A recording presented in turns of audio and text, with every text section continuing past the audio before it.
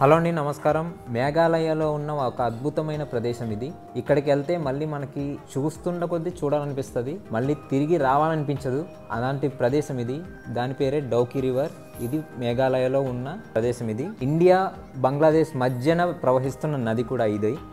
మీరు ఎప్పుడైనా Meghalaya trip plan చేసుకుంటే తప్పకుండా విజిట్ చేయాల్సిన ప్రదేశం మాత్రం డౌకి రివర్ ఫస్ట్ ఆప్షన్ పెట్టుకోండి. వీడియోని మాత్రం స్కిప్ చేయకుండా చూడండి.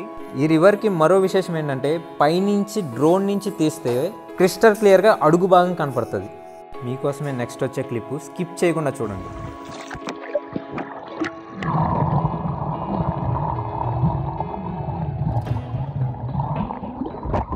సో చూశారు కదా, ఇలా ఉంటుంది నదిలో ఉండే అడుగు భాగం.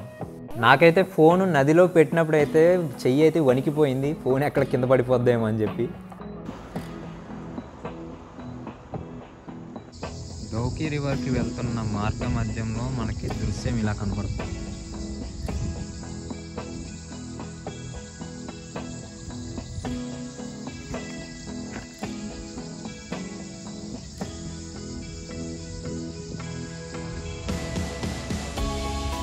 చుట్టూ కొండలే. డౌకి రివర్కి చేరుకోవాలంటే ఫస్ట్ అయితే గౌహతికి రావాలి. గౌహతికి రైలు ఫ్లైట్ సదుపాయాలు అయితే ఉన్నాయి. అక్కడి నుంచి మీరు ట్యాక్సీ ద్వారా షిల్లాంగ్కి అయితే రావాలి, లేదంటే చిరపుంజి అయినా రావాలి. బెస్ట్ ఆప్షన్ వచ్చేసి షిల్లాంగ్. ఒక 10 మంది కలిసి వస్తే మాత్రం ఒక్కొక్కరి మీద ఎక్స్పెన్సెస్ అయితే తగ్గుతాయి. మేమైతే స్కూటీలో వచ్చాం. అదిగోండి అక్కడ స్కూటీ కనపడుతుంది చూడండి, అది మా స్కూటీ. నా ఒపీనియన్ ప్రకారం అయితే బండి మీద వస్తే ఆ మజానే వేరుంటుందండి. అది ఎలా అంటే గౌహతిలో కానీ షిల్లాంగ్లో కానీ బైక్స్ రెంట్కి ఇస్తూ ఉంటారు.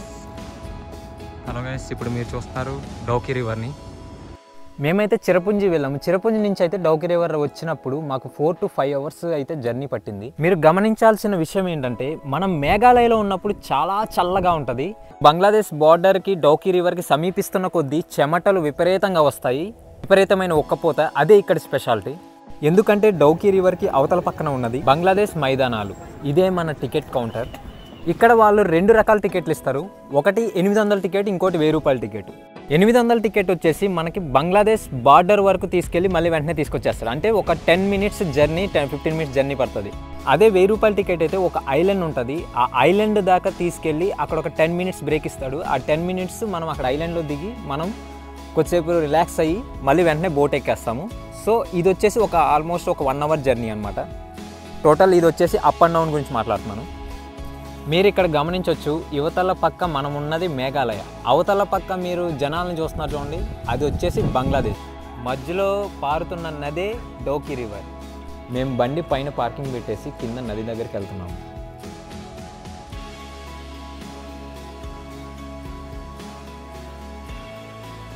ఎవరైనా చిన్నపిల్లలతో వచ్చినప్పుడు మాత్రం బీ కేర్ఫుల్. ఎందుకంటే చిన్నపిల్లలు కుదురుగా ఉండరు కాబట్టి.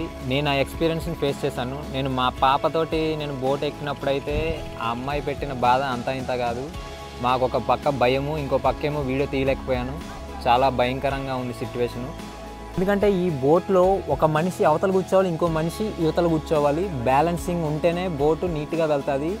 ఇద్దరు మనుషులు యువతలు కూర్చోడానికి ఉండదు. అటు ఇటు ఏమైనా కదిలినా కూడా బోటు బ్యాలెన్స్ తప్పే ప్రమాదం ఉంటుంది. ఇది గమనించగలరు.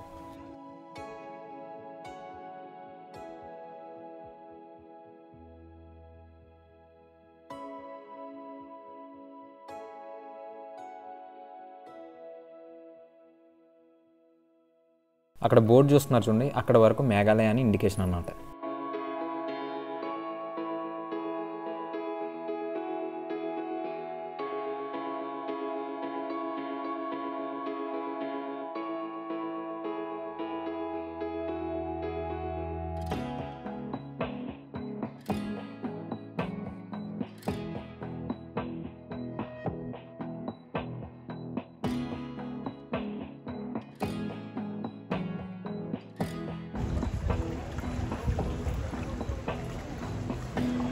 మధ్యలో చేపలు పడుతున్న దృశ్యం ఇది. చాలా చూడచక్కగా ఉంటుంది. మేఘాలయ రాష్ట్రం అనేది 1 ఏప్రిల్ 1970లో అస్సాం నుంచి విడిపోయి ఆవిర్భవించింది. మేఘాలయ రాజధాని షిల్లాంగ్. షిల్లాంగ్ అనేది ఒకప్పుడు అస్సాం రాజధాని. ఇప్పుడు దాన్ని మేఘాలయ రాజధానిగా చేశారు.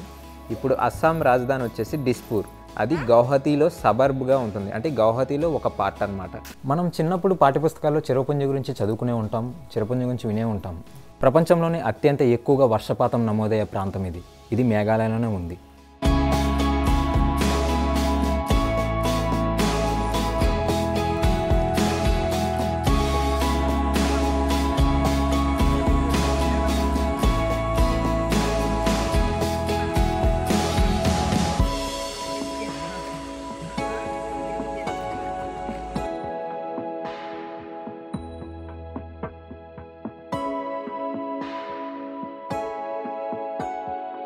నా ఛానల్లో నేను సిక్కిం వీడియోస్ కూడా పెట్టాను, ఎందుకంటే నేను ఇంతకుముందు సిక్కింలో కూడా 8 months ఉన్నాను.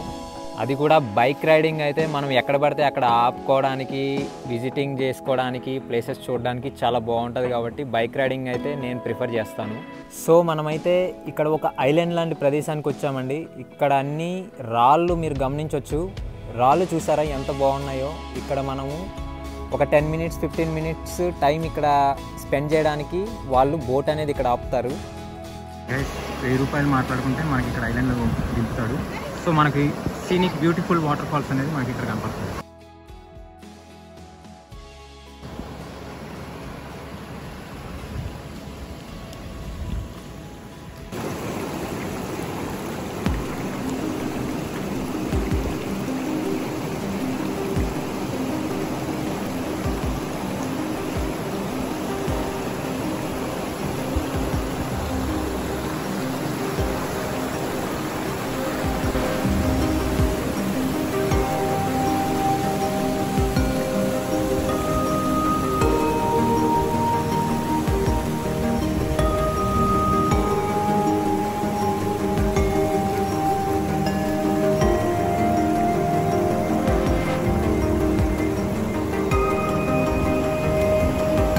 టెన్ మినిట్స్ బ్రేక్ కాస్త మాకు ఇక్కడ హాఫ్ అన్ అవర్ అయిపోయింది. బోటు అతనైతే చాలా హడావిడి చేశాడు, కానీ అవేమీ పట్టించుకోకుండా మనమైతే ప్రకృతిని ఆస్వాదించడంలో నిమగ్నం అయిపోయాము. జీవితంలో ఎన్ని టెన్షన్లు ఉన్నా, ఎన్ని కష్టాలు ఉన్నా, ఇటువంటి ప్రదేశాలకి మనం ఒక్కసారైనా వెళ్తే అవన్నీ మర్చిపోగలుగుతాము. ఈ ప్రదేశానికి రావాలంటే మనం ఎర్లీ మార్నింగ్ బయలుదేరి రావాలి. మినిమం ఒక 9-10 వరకు ఇక్కడ చేరుకునేలా చూసుకోవాలి. లేదంటే మనకి సాయంత్రం 4 గంటలకి చీకటి పడిపోతుంది. మనం చేసిన జర్నీ అంతా వృధా అయిపోతుంది. అది ఒకసారి గమనించగలరు. ఈ పరిస్థితుల ప్రకారము మనం ప్రయాణం అనేది ప్లాన్ చేసుకోవాలి. ప్లస్ మన టూర్ ఆపరేటర్ ఎవరైతే ఉంటారో ఆ పర్సన్ తోటి కూడా మనం మాట్లాడి పెట్టుకోవాలి. ఎందుకంటే మనకు తెలియకపోతే చాలా కష్టం. అది ఒకసారి గమనించగలరు. ఈ వీడియో మీకు బాగానే నచ్చింది అనుకుంటున్నాను. ఇలాంటి మరిన్ని ఇంట్రెస్టింగ్ వీడియోస్ కోసం నా ఛానల్ని ఫాలో అవ్వండి. Thanks for watching.